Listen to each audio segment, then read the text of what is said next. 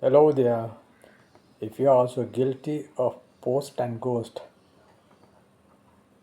this is the ideal video to watch because I was guilty of that also.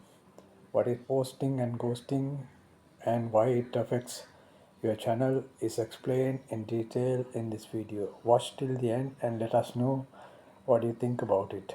Thank you. Are you a YouTube creator feeling stuck? Like you're putting out videos, but the channel growth just isn't happening. Low views, maybe? Stagnant subscribers? Yeah. Almost zero engagement. What if there's a common mistake, kind of a silent killer of YouTube success that you might be making? And what if there's a pretty simple strategy to fix it? In this deep dive, we're going to crack the code on why your content might not be hitting its full potential. Yeah, exactly. We're going to unpack this idea we call posting and ghosting. Basically what it means, why it can quietly sabotage your reach on the platform, and crucially, how just a few quick changes after you upload can really boost your video performance. We're talking click-through rate, watch time, the whole deal, and importantly, that audience connection. Right. And we've looked at the sources on this, done the homework for you, really.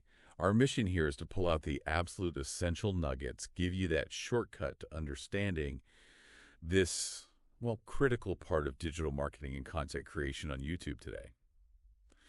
Okay, so let's really dig into this posting and ghosting. It's a great term, actually. It perfectly captures what a lot of creators do, maybe without even realizing it's a problem.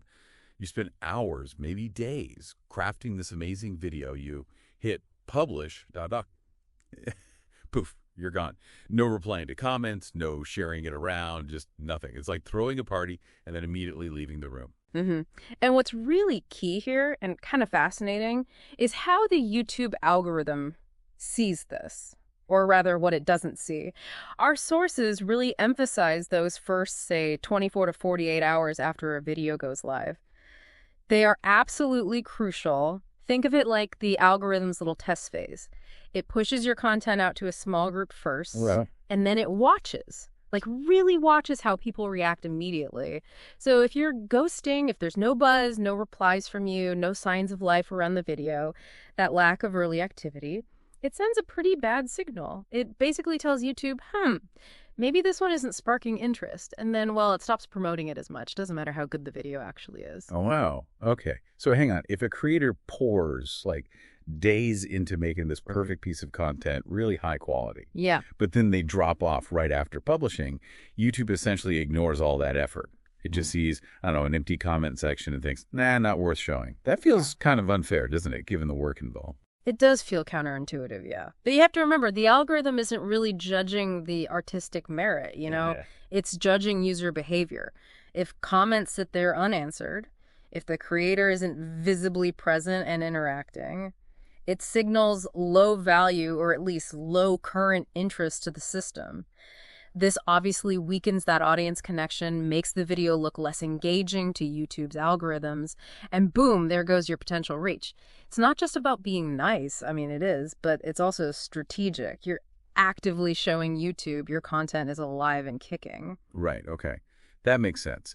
So if the problem is basically being absent after posting, Yeah. what's the fix? What are the concrete, actionable things creators should be doing? The sources are pretty clear on this. The core idea is active engagement. Like, immediately. And again, it's more than just politeness. It's about sending those positive signals. For comments, yeah, responding is key. But it's also how you respond and how fast. Try to reply within that first hour if you can.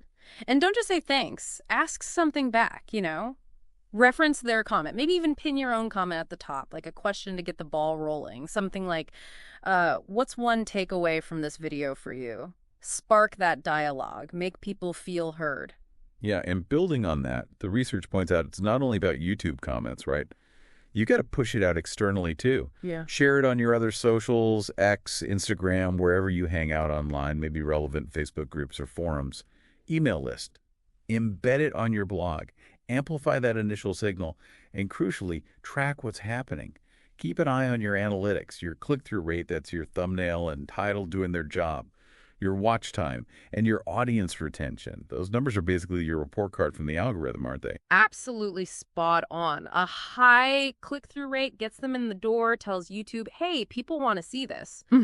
Then, strong watch time and audience retention prove the content delivers, that it holds attention. These are like gold to the algorithm. They signal, yes, promote this more widely. And don't be afraid to tweak things if those early numbers aren't great. If the CTR is low after a few hours, maybe try a different thumbnail or adjust the title. Think of it like real-time A/B testing. These little consistent actions, they send huge positive signals. It really turns your channel from just a place you dump videos into, like a living, breathing community. So ultimately what this deep dive really shows us is that, building a successful YouTube channel, it's not just about making great content and hitting upload. It really boils down to building that relationship with your viewers and actively signaling to the algorithm that your content is valuable and engaging long after it goes live. That's such a great way to put it, the relationship part. And I love that analogy you used earlier, inviting guests over but then leaving the room. You just wouldn't do it. Being present after you post, it sends all the right signals. It helps that community actually grow. It's about making post, engage, elevate. Your new mantra, maybe, your standard practice. Definitely. And maybe that leaves us with a good question for everyone listening to think about. What's one small, actionable thing you'll commit to doing right after your next video goes live? Just one thing to make sure you're not ghosting, but actually connecting and giving your content the best shot at growth.